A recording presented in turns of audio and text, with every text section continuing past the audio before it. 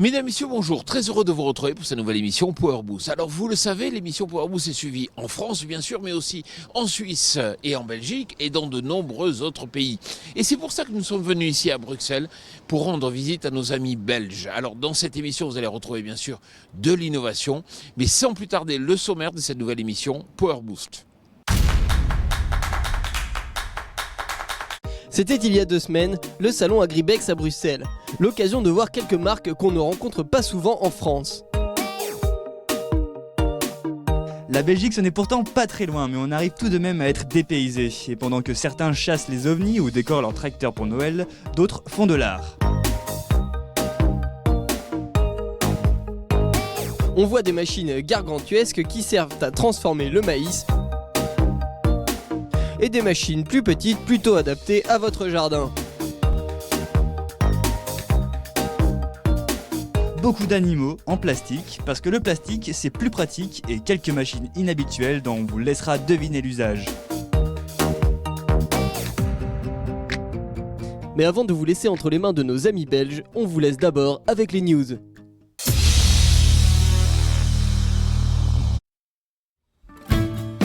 En cette fin d'année, Claas a révélé une bonne nouvelle. Malgré un contexte de marché toujours délicat, le constructeur allemand a enregistré une augmentation de son chiffre d'affaires à hauteur de 3,76 milliards d'euros.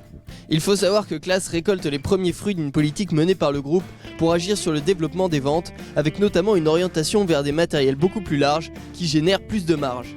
En parallèle, Claas a mené une politique de cost saving en donnant la parole à chacun de ses employés autour d'une table pour savoir sur quel pôle il serait possible de réaliser des économies. Une recette gagnante donc pour le constructeur qui a notamment affiché de bons résultats en Europe centrale et en Europe de l'Est.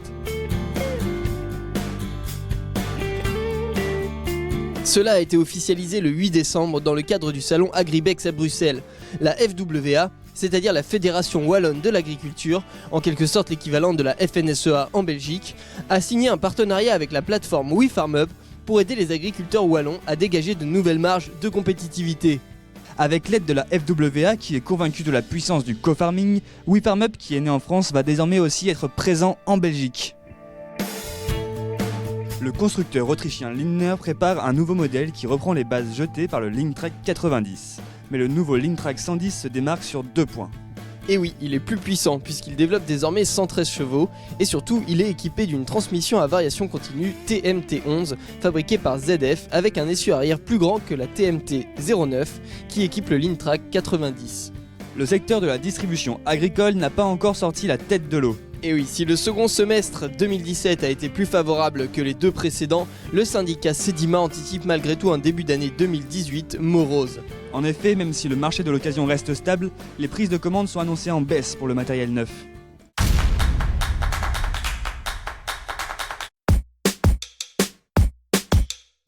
Ce que j'ai découvert ici en Belgique, c'est que effectivement, les constructeurs de tracteurs s'engagent aussi sur l'agronomie et sur l'agriculture de précision. C'est vrai qu'un tracteur avec un radar est capable de faire une cartographie, par exemple, des zones de patinage. Mais on voit par exemple Casey Edge qui s'engage en incitant les concessionnaires à faire l'acquisition de drones de façon à avoir des informations quand le tracteur ne peut pas passer dans la culture. Torgven van de Velde, bonjour.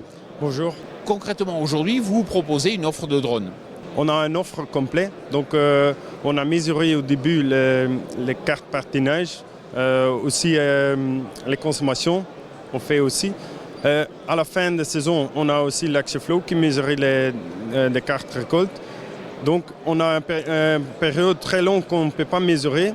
Donc, on prend les stratégies pour mesurer avec le drone et on offre des cartes après pour utiliser.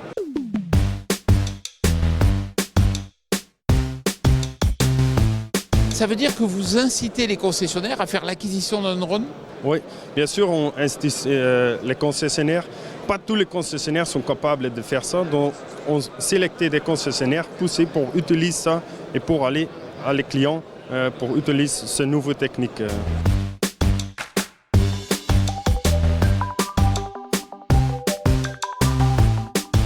Quel fournisseur de drones vous avez choisi ? On a une décision avec Precision Hawk pour l'Europe, pour toute l'Europe, pour EMEA et Africa. Merci beaucoup. Oui, merci, au revoir.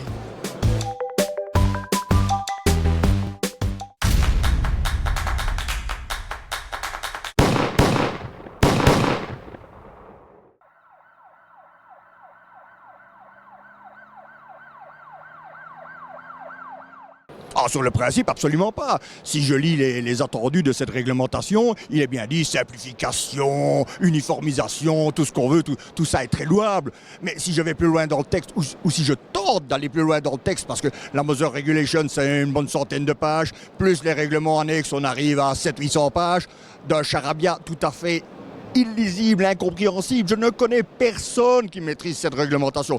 Pour le petit constructeur qui ne dispose pas d'un bureau d'études, qui n'a pas une volée d'ingénieurs qui vont dépioter. C'est absolument incompréhensible, c'est infaisable. Moi, je ne sais pas comment ils vont s'en sortir. Je crois que effectivement, le mieux est souvent l'ennemi du bien, et voilà encore une belle illustration, je crois.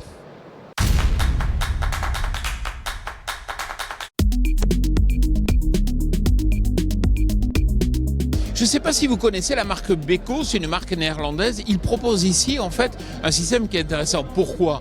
Parce que trop souvent on amène de la terre à l'usine quand on fait la récolte de pommes de terre, et eux ils ont une remorque qui permet de faire du déterrage. Effectivement, vous voyez les rouleaux de déterreur, et puis après on transborde directement dans la remorque, et ça évite bien sûr de perte du capital terre, et c'est très important aujourd'hui.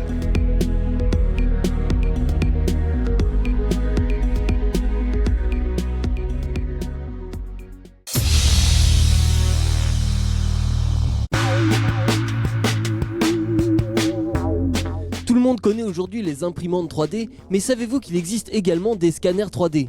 Ce petit bijou de technologie que nous avons pu découvrir au dernier Salon du Bourget pourrait bien présenter de nombreuses applications dans le domaine de l'industrie agricole.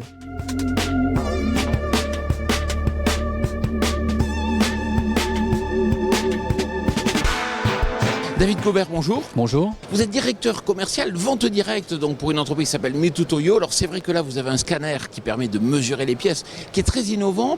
Qu'est-ce qu'il apporte de plus par rapport aux précédentes générations ? Alors, il est plus performant en quoi ? C'est une tête qui dispose d'angles infinis, c'est-à-dire que comparé aux têtes indexées que l'on utilise habituellement dans le domaine industriel, cette tête-là, comme vous pouvez le constater, a la possibilité d'avoir un étalonnage qui est réalisé sur un nombre d'angles qui va être infini. Et il permet, vous voyez, dans le mouvement de la machine, d'avoir une flexibilité dans le mouvement, et qui permet d'aller finalement beaucoup plus vite que les technologies actuelles.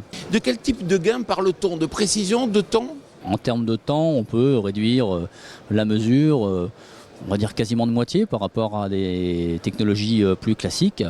Et il permet également d'avoir je dirais la possibilité de digitaliser des pièces vraiment avec une autre philosophie, une autre manière d'une autre manière que ce que l'on fait actuellement, et de la même manière d'aller plus vite que ce que l'on fait aujourd'hui.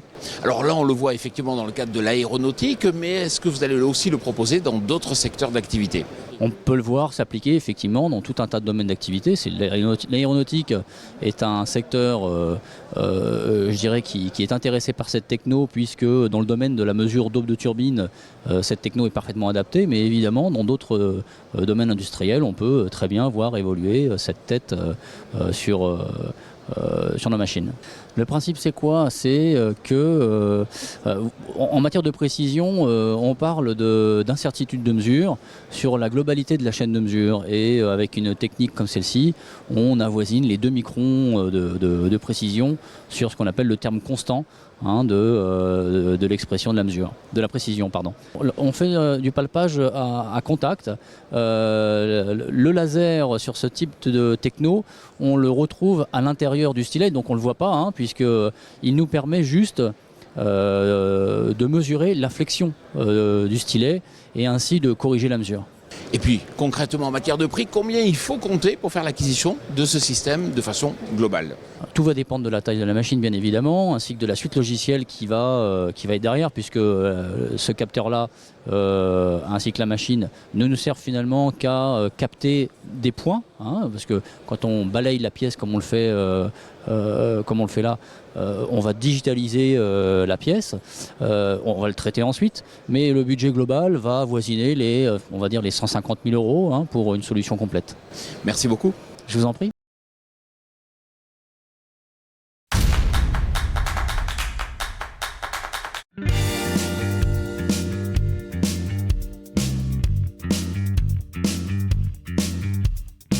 Je vous ai trouvé un agriculteur qui a tout compris dans le marketing. Manu Decorte, bonjour. Bonjour. Alors vous êtes agriculteur en Belgique, en Flandre, mais c'est vrai que vous, aujourd'hui, vous passez beaucoup de temps sur une autre activité, puisque vous avez compris en fait qu'il était possible de diversifier. Alors c'est vrai, on le sait, le gin c'est fait à partir de la mélasse que l'on distille dans le commerce, dans les supermarchés, mais vous vous dites non, il y a la possibilité de proposer du gin, mais avec des origines très locales. Oui, absolument. On a essayé de démarrer une distillerie il y a 4-5 ans. Et on a directement choisi pour pas de commencer avec l'alcool neutre industriel, mais vraiment de commencer avec matières premières. C'est le blé, c'est le maïs, c'est les pommes de terre, les poires, des trucs différents. C'est surtout avec les crises aussi dans les fruits, que la Russie ne voulait pas les fruits d'Europe, qu'on a dit qu'est-ce qu'on peut faire avec et faire une valeur ajoutée un peu plus que le produit même. Alors vous, c'est une production ultra locale, à quelques kilomètres de chez vous. C'est ultra local, oui. Toutes les matières premières, il vient de max 2 km autour de la ferme. Il y a une partie qu'on cultive nous-mêmes encore, mais la plupart de mon temps, je suis derrière dans la distillerie et pas sur mon tracteur. Si on distille ça, on distille ça pas jusqu'à 96% comme l'alcool neutre. On distille ça jusqu'à 86% d'alcool. Ça veut dire que le goût de la matière première reste encore dedans. Et ça, c'est très très important pour Ground Control, pour le gin qu'on fasse. Si on dit on fait une gin à partir de maïs, je veux que les gens peuvent goûter que ça vient du maïs. Ou qu'ils peuvent goûter que ça vient d'une pomme et des choses. Ça, c'est important. Aujourd'hui, c'est difficile à commercialiser. D'ailleurs, comment vous le commercialisez ? Alors ça c'est un peu dur parce que nous sommes une toute petite distillerie, on n'a pas une armée de sales qui vont partout. On est surtout sur des petites surfaces en Belgique, surtout en Flandre, un peu en Wallonie. On est en train maintenant de chercher des partenaires pour faire des autres pays en Europe et on vend un tout petit peu en Japon.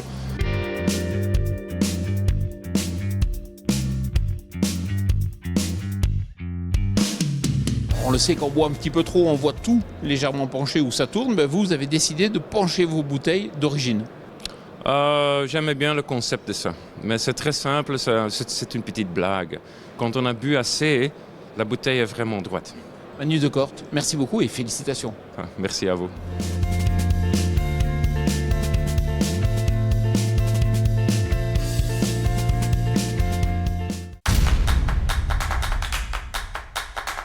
Voilà, j'espère que cette émission Power Boost vous a plu. Alors, je remercie bien sûr tous nos téléspectateurs belges, mais aussi suisses, français et de tous les pays qui suivent de plus en plus Power Boost. Alors, je vous rappelle que si vous voulez tout savoir sur l'innovation, il faut consulter notre média partenaire Agriculture et Nouvelles Technologies. Et puis, pour tout savoir sur le domaine du machinisme, il faut aller sur machinismeactualité.com. Et puis, je vous souhaite bien sûr d'excellentes fêtes de fin d'année.